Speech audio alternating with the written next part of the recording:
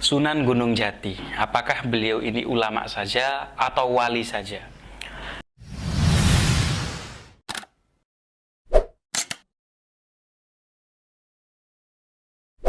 Assalamualaikum warahmatullahi wabarakatuh. Kembali lagi, alhamdulillah rabbil alamin, wassalatu wassalamu ala asyrafil anbiya'i wal mursalin wa ala alihi washabbihi ajma'in, amma ba'du. Kembali lagi bersama saya di channel HM Al Inaro TV. Kali ini alhamdulillah di konten sodik ini atau soan di dalam jai, HM dapat rezeki yang sangat besar, kedatangan bukan disowani malah dirawi oleh salah satu putra kiai Gus hebat, Gus keren, Gus Khalil. Beliau itu adalah putra kiai Fakhrul Razi dari Pasuruan, Bangil, Pondok Cangaan. Beliau di Lirboyo 9 tahun, sempat bareng juga sama saya dari mulai kelas 4 Ibtidaiyah sampai Ma'had Ali. Selesai, berarti beliau gelarnya sekarang itu adalah Gus Khalil SAG. Selamat malam menjelang pagi. Selamat malam menjelang pagi, Gus Emil. Gimana kabarnya Gus Khalil? Alhamdulillah sehat selalu. Gus Emil bagaimana, Gus? Alhamdulillah. Kita itu berkawan dari mulai kita disatukan dengan pertama pondok pesantren dan juga Juventini, betul. Vino Alavine Forza Juventus. Gus Khalil ini adalah, atau saya biasanya manggilnya Gus Uying. Gus Uying ini follower di Twitternya luar biasa. Dia sekali nge-tweet itu yang meretweet itu banyak sekali. Beliau salah satu yang mendalami sejarah-sejarah ulama-ulama Nusantara beserta manuskrip-manuskripnya. Nanti kita akan bertanya seputar itu. Pertanyaan pertama Gus yang saya ingin tanyakan itu, Sunan Gunung Jati atau Syekh Syarif Hidayatullah di Buntet ini kan masih ada turunan dari Syekh Syarif Hidayatullah, tapi banyak orang bahkan Duriyah Buntet sendiri kurang mengetahui karena memang gak usah dicari lah. Tapi ini demi untuk pengetahuan, karena kata orang-orang tua dulu kalau misalkan kita cari-cari nanti kita akan membuat potensi takabur, potensi sombong, padahal kita belum bisa apa-apa. Tapi ini demi pengetahuan Gus, Syekh Syarif Hidayatullah itu seorang ulama atau seorang wali saja dalam perspektif ya, wali saja atau juga seorang ulama dan wali Gus? Ya, terima kasih pertama-tama ingin saya sampaikan kepada Gus Emil atas kesempatannya yang mulia ini di tempat podcast yang luar biasa ini. Semoga podcast HM Al Inaro TV ini selalu diberkahi oleh Allah Subhanahu wa taala. Amin. Allahumma amin. Ya, mengenai pertanyaan dari Gus Emil tadi, Sunan Gunung Jati, apakah beliau ini ulama saja atau wali saja? Maka jawaban saya menyimak pertanyaan tersebut adalah beliau adalah sosok multi talenta. Beliau itu mutafannin, beliau juga seorang mujahid, beliau ulama, beliau juga aulia. Karena saya berpedoman ya, kalau orang alim ini bukan wali, mafi adimil ardi waliyun. Maka di muka bumi ini nggak ada seorang wali, karena yang dinamakan wali adalah ya pasti orang alim. Sehingga kalau saya bilang beliau wali, maka sudah pasti beliau ini adalah seorang ulama. Bukti bahwasanya beliau seorang ulama adalah di beberapa naskah yang kita miliki ya, naskah di Pulau Jawa khususnya. Ini menyebutkan bahwasanya Syekh Syarif Hidayatullah atau Sunan Gunung Jati ini merupakan seorang ulama yang terhubung jaringan keilmuannya dengan jaringan keilmuan yang ada di Haramain atau Hijaz pada masa itu. Sehingga beliau ini bukanlah sosok yang asing sebenarnya ya bagi tradisi keilmuan pesantren kita. Misal saya sebut satu kitab yang bernama ya Raudut Thalib atau Asnal Mathalib. Itu dikarang oleh seorang ulama besar yakni Syekh Zakaria Al-Ansori.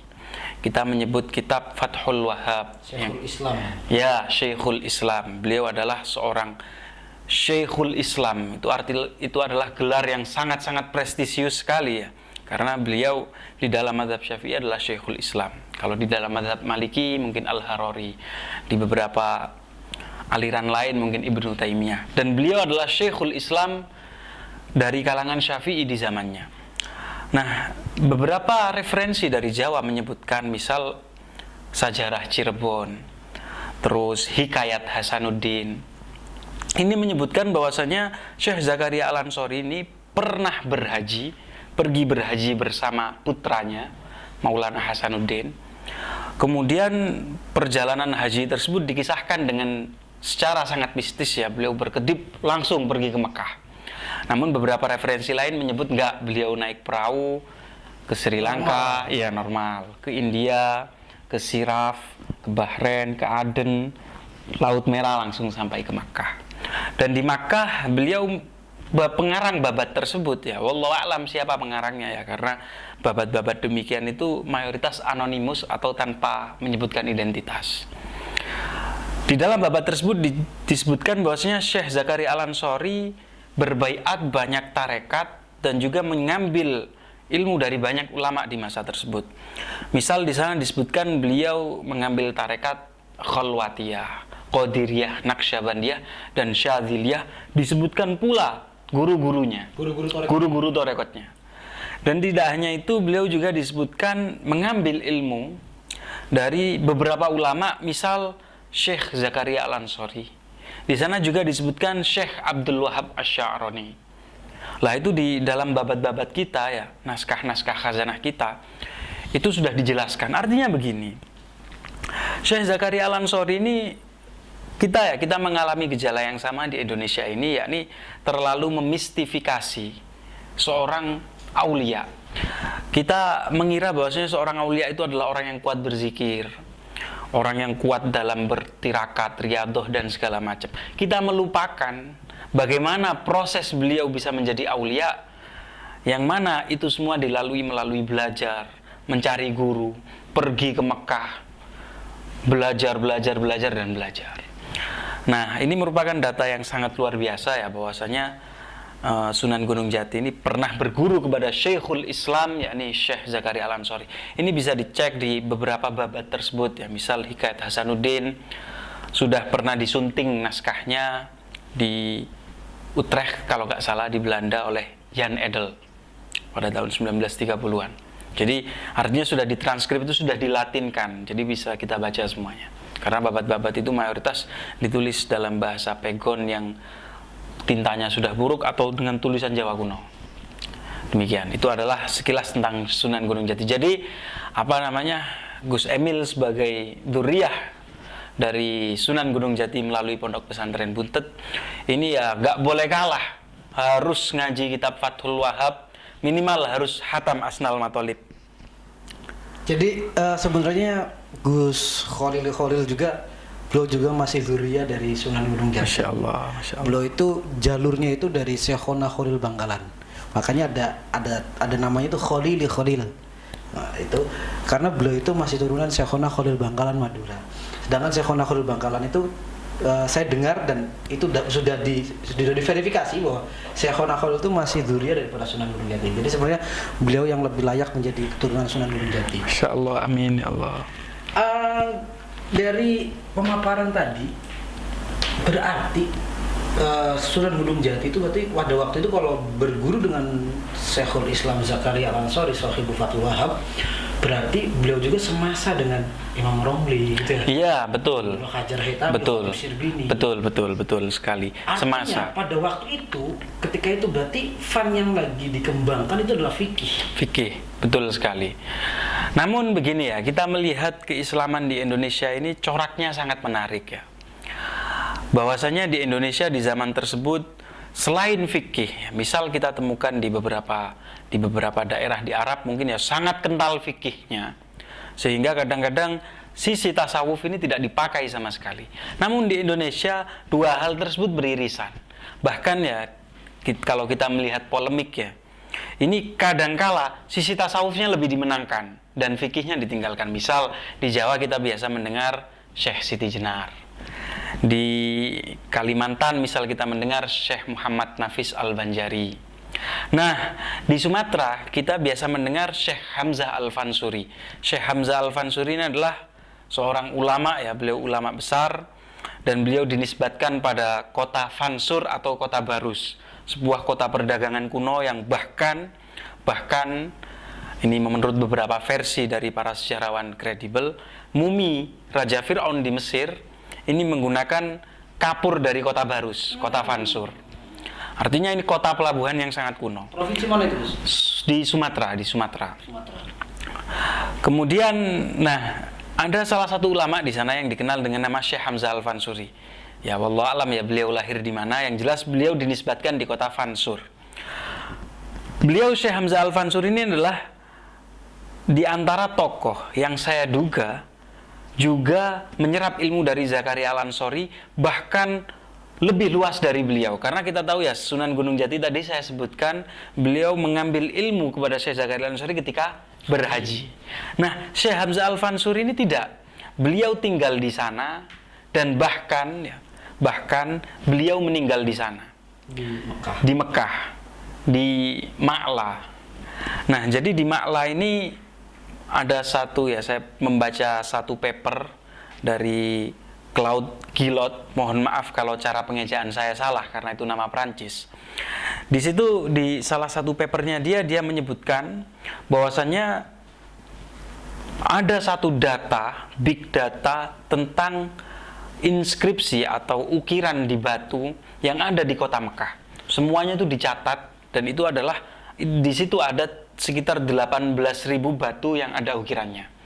Nah, ketika dia memeriksa satu persatu nama-nama batu tersebut, dia menemukan satu nama yang bernama Syekh Al-Wali Al-Arif Billah Hamzah bin Abdullah Al-Fansuri.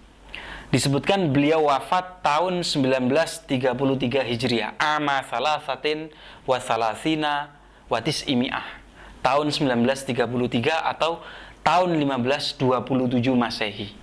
Sunan Gunung Jati Zakaria Al-Ansori wafat tahun 1520 Masehi. Artinya beliau wafat 7 tahun setelah Syekh Zakaria Al-Ansori. Jadi saya menduga beliau Syekh Hamzah Al-Fansuri pernah berguru juga kepada Syekh Zakaria Al-Ansori. Apalagi kalau kita simak ya, batu nisan tersebut berbunyi intaqala bil wafa ila rahmatillah, telah meninggal bil wafa, dengan menepati, sudah lengkaplah hidup beliau.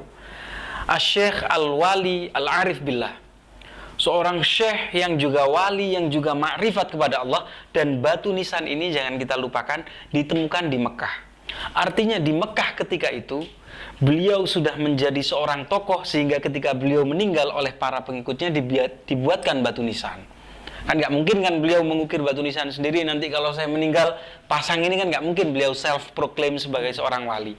Sehingga bisa kita simpulkan ya secara sementara bahwasanya orang Jawi atau orang Nusantara di masa tersebut itu tidak hanya menjadi thalibul ilm, tidak hanya menjadi tolabah para santri, tapi mereka juga sejak berabad-abad lamanya ini sudah menjadi seorang ulama di sana, seorang guru. Bahkan di dalam kitab Mir'atuz Zaman karya Syekh Al-Yafi'i, beliau Syekh Al-Yafi'i ini pengarang manaqib Syekh Abdul Qadir Al-Jilani, beliau dari Yaman, Yafi'. Nah, di situ di kitab beliau ya Mir'atuz Zaman fi Abna'iz Zaman atau apa ya judulnya, saya lupa juga judul lengkapnya.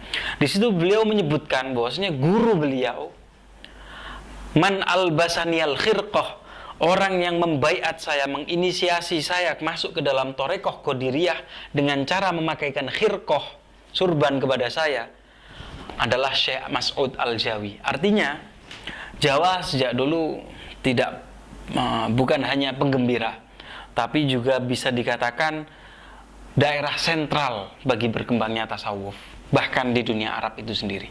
Al-Yafi'i loh ya, Al-Yafi'i ini santrinya Imam Subki. Tajuddin As-Subki, Mujaddiduz Zaman, yang disebutkan bahwasanya beliau andai ada orang alim setelah Imam Syafi'i ya As-Subki. Imam Subki sama Imam Nawawi, kata para ulama, lebih alim Imam Subki. Tapi kenapa kok dipakaian Imam Nawawi? Karena Imam Nawawi lebih wara, lebih menjaga keharaman. Cuman alimnya lebih alim Imam Subki. Ini Syekh Al-Yafi'i, santrinya Imam As-Subki, dan beliau juga santrinya Syekh Mas'ud Al-Jawi. Artinya bisa kita katakan Syekh Mas'ud Al-Jawi ini adalah satu tobakoh dengan Imam As-Subki. Demikian. Ada satu kita sedikit pertanyaan lah dari pemaparan jenengan itu tadi, bahwa maaf tadi siapa yang dari Sumatera itu? Syekh Hamzah Al-Fansuri. Syekh Hamzah Al-Fansuri itu pernah istifadah atau berguru kepada Zakaria Al-Ansori, Syekhul Islam Zakaria Al-Ansori. Kemudian batu nisan beliau Syekh Hamzah itu ditemukan di Mekah. Padahal Syekhul Islam Zakaria Al-Ansori setahu saya ada di Mesir. Ada di Mesir. Cuman mungkin bisa kita katakan ketika Syekh Zakaria Al-Ansori berhaji, beliau berguru.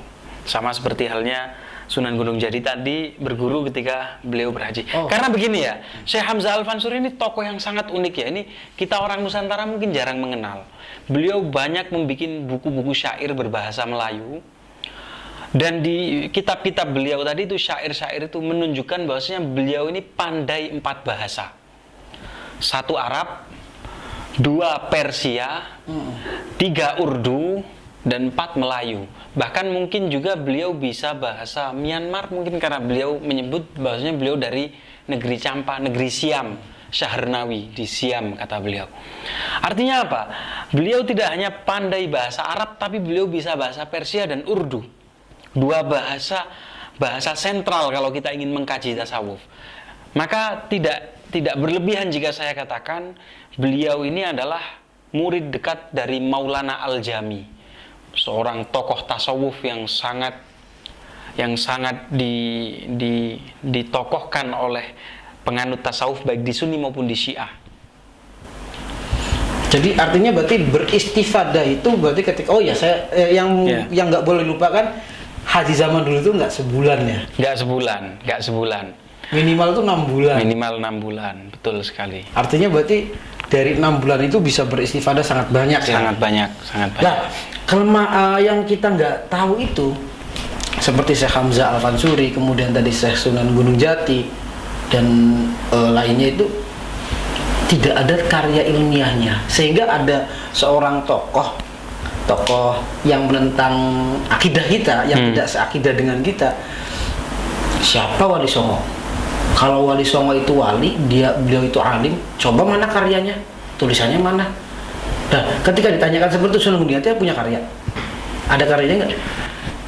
Kurang tahu apakah beliau punya karya atau tidak. Cuman salah satu naskah yang dibawa Belanda dari Indonesia ke Amsterdam di Leiden itu adalah karya Kitab Syekh Bari. Kitab Syekh Bari ini dibawa Belanda ke sana tahun 1500 sekian. Kitab Syekh Bari ini disebut-sebut sebagai santri Sunan Bonang yang mencatat ajaran Sunan Bonang dalam satu buku tersebut. Nah, maka disebut dengan Serat Syekh Bari. Apakah Wali Songo meninggalkan karya? Ya itu. Ada. Artinya ada, berarti bukti fisiknya bahwa Wali Songo itu adalah seorang alama itu ada? Iya, ada. Buktinya yang menulis Sunan Gunung Jati itu pernah beristifadah kepada Zakaria Al-Ansori tadi siapa? Babat Cirebon, Hikayat Sunan Gunung Jati. Artinya sudah ada ya? Sudah ada. Karena kitanya saja nggak tahu. Nah, ulama-ulama lainnya yang dari Nusantara barangkali siapa yang perlu teman-teman ketahui sedikit banyak profilnya? Iya. Di antara ulama, jadi ulama kita itu ya adalah ulama yang transnasional dalam arti positif ya. Artinya begini, kita mungkin nggak banyak tahu ya bahwasanya dunia sentral keislaman itu, kita pernah mendengar kitab Dalilul Falihin dikarang oleh Al-Allamah Ibnu Allan As-Siddiqi, Sarah Bulughul Maram, Sarah Riyadhus Shalihin. Riyadhus Shalihin. Beliau juga mengarang Al-Mawahibur Rabbaniyah kalau nggak salah, fi Al-Adhkar An-Nawawiyah, Syarah Adhkar Nawawi 4 jilid. Ibnu Allan juga banyak menghiasi kitab-kitab tarojim di Timur Tengah. Beliau disebut sebagai orang paling alim. Beliau yumli darsahu min khifdhihi min dhahri qalbih. Beliau itu kalau mengajar gak bawa kitab. Apa yang beliau sampaikan sama persis dengan kitab, padahal beliau nggak bawa kitab. Intinya beliau adalah orang yang sangat alim, dan ulama Nusantara banyak yang berguru ke beliau. Di antaranya adalah Pangeran Arya Wangsakara dari Kesultanan Banten. Itu adalah di antara orang yang beristifadah kepada Ibnu Allan As-Siddiqi. Jadi waktu itu Sultan Abul Mafakhir Abdul Qadir dari Banten mengutus 3 orang, Arya Wangsakara, Arya Jaya, Lebe Panji. Labe Panji, Lebe Panji, Lebih Panji ya mungkin bacanya. Lebe Panji. Ini diutus ke Mekah untuk menghadap ke ulama paling besar di Mekah, yang paling alim di Mekah. Sebentar Gus, saya potong. Tadi Pangeran Arya Wangsakara. Ini adalah leluhurnya Bapak Wapres, Bapak Kiai Haji Ma'ruf Amin, dan beberapa tahun yang lalu beliau baru mendapat gelar pahlawan. Maulana Hasanuddin berarti? Ya, betul. Artinya berarti masih seduriyah Sunan Jati? Iya, betul. Kemudian Pangeran Arya Wangsakara ini pergi diutus ke Mekah, menemui Ibnu Allan As-Siddiqi dan diminta untuk mengarang beberapa kitab khusus untuk Sultan Banten. Akhirnya dikaranglah 2 kitab, setahu saya 2 kitab. Yang satu berjudul Al-Mawahibur Rabbaniyah juga, cuman fi jawabil as'ilah al-jawiyah, menjawab pertanyaan-pertanyaan dari Jawa. Di situ beliau mensyarah kitab Nasihatul Muluk lil Imam Al-Ghazali. Kemudian beliau membuat kitab berjudul Raf'ul Hijab, yang diduga plagiasi dari karya Al-Kushashi ya sebenarnya. Cuman di situ beliau menulis, saya mengarang kitab ini khusus untuk Abul Ma'ali, Sultan Banten, kata beliau. Abul Ma'ali yang Raf'ul Hijab, tapi yang Al-Mawahibur Rabbaniyah saya mengarang ini untuk Sultan Abul Mafakhir Abdul Qadir dari Banten, kata beliau. Lalu beliau diajak ke Indonesia, namun beliau nggak bisa, menolak beliau dengan halus. Akhirnya serombongan dari Banten diberi oleh-oleh ya, sangu berupa kiswah Nabi Ibrahim. Di Babat Banten ini diceritakan bahwasanya para ulama di Mekah ketika itu nanya ke Syarif Mekah waktu itu. Kalau nggak salah Syarif Zahid. Ketika saya cek di tahunnya, Syarif Mekah zaman itu adalah Syarif Zahid. Namun di Babat Banten cuma hanya disebut Syarif saja. Itu kamu ngasih hadiah apa itu? Itu kiswah dari Nabi Ibrahim. Protes orang se-Mekah karena iri ke orang Jawa, kata Babat Banten. Karena iri ke orang Jawa diberikan kiswah dari Nabi Ibrahim. Padahal kiswah dari Nabi Ibrahim itu adalah perintah dari Pangeran Ngerum, bahasa dari Babat Banten. Pangeran Ngerum ini merujuk ke Utsmaniyah, karena Utsmaniyah ini berpusat di Konstantinopel, tempat Romawi, Rom.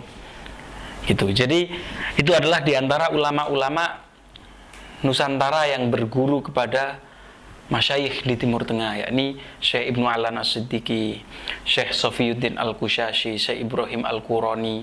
Syekh Sofiyuddin Al-Kushashi ini kita mungkin ya, saya kurang tahu juga ya, di Jawa Barat katanya umum nama Kosasih. Ya, benar. Nah itu konon merujuk kepada Syekh Sofiyuddin Al-Kushashi. Jadi Al-Kushashi itu Al-Qashashi sebenarnya, Al-Qashashi sighat mubalaghah, bukan, sighat mubalaghah dari kata qashash, pemungut sampah. Jadi ayah beliau itu adalah seorang pemungut sampah, sehingga keturunannya disebut dengan Al-Qashashi. Jadi Qashashi itu sebenarnya nggak terlalu bagus juga sebenarnya. Tapi kalau tafaulan tabar. Iya betul, sama kayak Ghazali, tukang jahit. Ghazal bukan tukang kidang. Ya, 2 versi. Kalau bila tad'if tanpa tad'if, Ghazali kijang. Kalau Ghazali tukang jahit, tukang pemintal. Ya.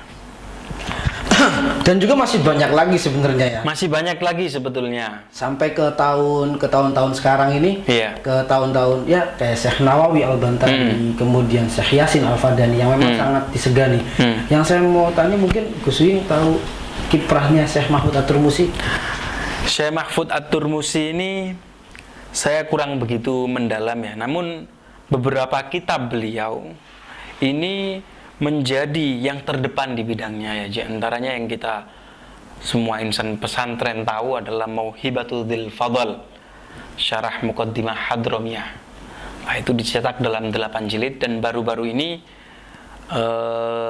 kitab beliau yang berjudul Al-Badrut Thali, Syarhul Kaukabil Lami kalau nggak salah, Nadham Jam'ul Jawami karya Al-Asmuni disyarah oleh Syekh Mahfud At-Turmusi 4 atau 5 jilid dan ditahqiq di Al-Azhar dan diterbitkan. Jadi itu merupakan satu hal yang sangat luar biasa ya, ketika karya dari ulama Nusantara ini menjadi yang terdepan di bidangnya.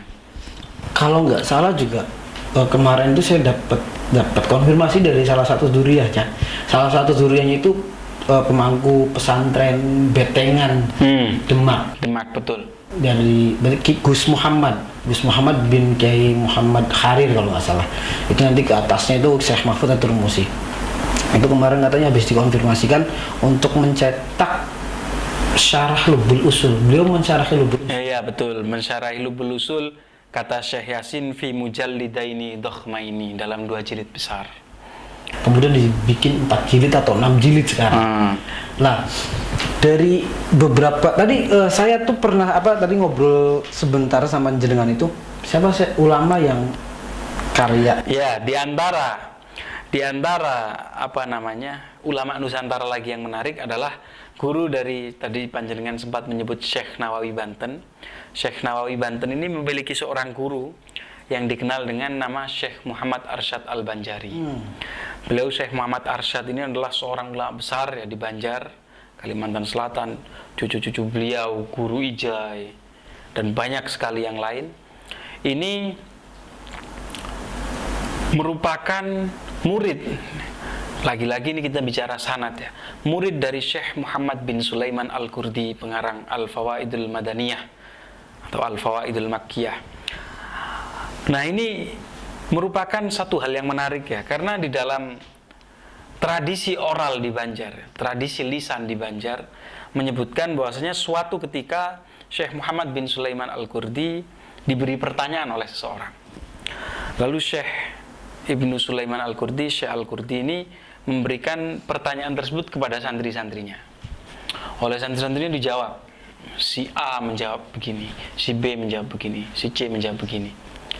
Nah, akhirnya singkat cerita, keesokan harinya semua jawaban dari murid diterima oleh beliau, dibaca satu-satu. Namun tidak ada yang memuaskan kecuali satu kertas. Siapa yang nulis kertas ini? Diam semuanya. Ditanyain satu-satu, dan akhirnya ketika itu Syekh Arsyad konon ini ya, duduk di paling belakang. Satu-satu tidak ada yang mengaku, sampai akhirnya tinggal Syekh Arsyad, hampir nggak ada yang nanya. Terus nggak masuk, mungkin anaknya lagi sakit. Ternyata ketika Syekh Arsyad ditanya, nggih kula yai, mungkin kalau kata orang santrinya ya, iya saya kiai yang jawab. Akhirnya sejak itu Syekh Arsyad menjadi masyhur. Oh, ternyata beliau orang alim.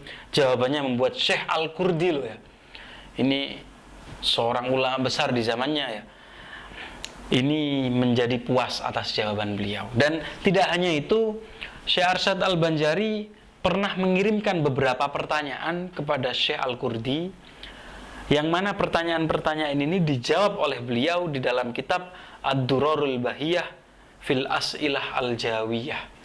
Durarul Bahiyah, permata-permata yang mengkilap tentang pertanyaan-pertanyaan dari Jawa. Nah, di antara satu pertanyaan yang unik ya, di situ Syekh Arsyad Al-Banjari menceritakan, i'tada ba'du salatini Jawa. Sebagian raja-raja dari Jawa ini memiliki kebiasaan jika ada rakyatnya yang nggak jamaah atau nggak jumatan, ini ditarik pajak 1 atau 2 dirham, bidirhamin au bidirhamaini, gitu bahasa di kitab. Bagaimana hukumnya yang kayak gini nih? Nah, ternyata kejadian yang demikian ini betul-betul terjadi di Kesultanan Banjar. Cerita oral mengutip bahwasanya di Kesultanan Banjar masyhur sekali kalau ada orang nggak jamaah atau nggak jumatan, nanti ditarik pajak sama Sultan Tahlilullah atau Tamjidullah di zaman tersebut, karena Syekh Arsyad hidup di 2 periode sultan ya. Nah, akhirnya ditanyakan kepada Syekh Muhammad bin Sulaiman Al-Qurdi, lalu dijawab oleh beliau, tidak boleh, haram hukumnya meminta bayaran kepada rakyat kalau nggak melakukan hal-hal itu tadi, karena itu termasuk akhdhul mal bil batil, mengambil harta dengan cara yang batil, kata beliau.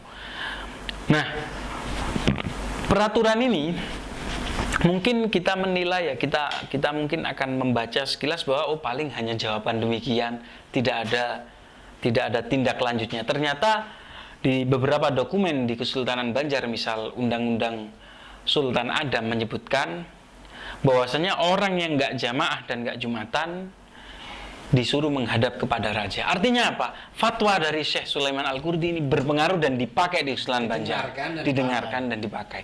Karena Syekh Sulaiman Al-Qurdi mengatakan nggak boleh mengambil uang itu. Kalau ada yang nggak jumatan, nggak jamaah, kalau mau dipanggil sama raja, lalu raja menyampaikan pendapatnya, menasihati dia, baru nggak apa-apa. Tapi kalau mengambil uang baru nggak boleh. Artinya dipakai fatwa beliau tersebut. Luar biasa Gus. Iya. Gus Uying ini tadi cerita-cerita tadi saya pernah ngeliat di satu tweet di Twitternya itu, Gus Uying itu pernah diundang oleh Wakil Presiden Al Mukarram Kiai Ma'ruf Amin untuk menyampaikan cerita-cerita yang tadi disampaikan. Ini luar biasa sekali, subscriber HM Al Naro bisa mendengarkan langsung tanpa kita perlu ke Pasuruan. Beliau yang datang ke sini karena ada satu, oh ya, beliau juga salah satu pengurus besar Nahdlatul Ulama di bidang lembaga Basul Masail, yang kali ini alhamdulillah beliau lagi berkunjung di sini karena ada rapat kerja di sini, jadi saya ketiban rezeki. Luar biasa Gus. Jadi Jawa itu, ulama Jawa, ulama Nusantara itu tidak hanya sekedar menjadi penggembira saja. Tidak hanya. Beliau mempunyai kapasitas yang tidak kalah dengan ulama-ulama. Betul sekali. Saya tadi dengar obrolan jenengan di sana itu sama kiai-kiai itu, ketika ada banyak ulama Timur Tengah yang merumuskan national stage, katanya nggak didengarkan sama nggak didengarkan, betul. Karena karena negara Timur Tengah sendiri konflik. Justru Indonesia yang punya tulisan tentang national state justru didengarkan. Artinya kita itu, orang-orang kita itu sebenarnya gak goblok-goblok amat. Betul sekali. Bukan hanya gak goblok-goblok amat ya, tapi alim. Beberapa di antara ulama kita itu sangat-sangat alim, melebihi ulama-ulama di zaman tersebut. Misal Syekh Nawawi Al-Bantani. Beliau di beberapa kitab tarojim ulama disebut Sayyidu Ulama Il-Hijaz, pemimpin para ulama Hijaz. Karena beliau mempunyai karya Tafsir Munir. Ada Nihayatuz Zain. Jadi juga ada. Ya, betul. Jadi sedikit konfirmasi ya, sedikit klarifikasi yang saya sampaikan di Bapak Wakil Presiden waktu itu adalah di antaranya, ya, memaparkan cukup banyak hal ya. Cuman di antaranya adalah Sayyid Salim bin Jindan menyebutkan bahwasanya kitab Tafsir Munir ini dikarang oleh Syekh Nawawi Al-Bantani. Di muqaddimah beliau menulis, faqad sa'alani ba'dul a'izzati indi, beberapa orang mulia menurutku telah memintaku an aktuba tafsiran lil Quran, agar saya menulis satu kitab tafsir Al-Quran. Kata Said Salim, ba'dul a'izzah di situ, menurut yang saya dengar sendiri dari Syekhuna Muhammad Khalil bin Abdul Latif, adalah Syekhuna Muhammad Khalil bin Abdul Latif, beliau bersurat kepada Said Nawawi agar mengarang satu kitab tafsir. Lalu beliau menulis, faqad sa'alani ba'dul a'izzah. Jadi hubungan guru dan murid yang sangat indah ini menurut saya. Saya itu pernah dengar Gus, satu hubungan tadi ya. Ini berarti agak nyambung Gus. Kalau berarti tadi Tafsir Munir yang dikarang oleh Syekh Nawawi Al-Bantani itu atas permintaan dari Syekhona Khalil Bangkalan, saya pernah dengar bahwa Syekhona Khalil Bangkalan dan juga Syekh Nawawi itu sebenarnya adalah sepupu Mindo kalau orang Jawa.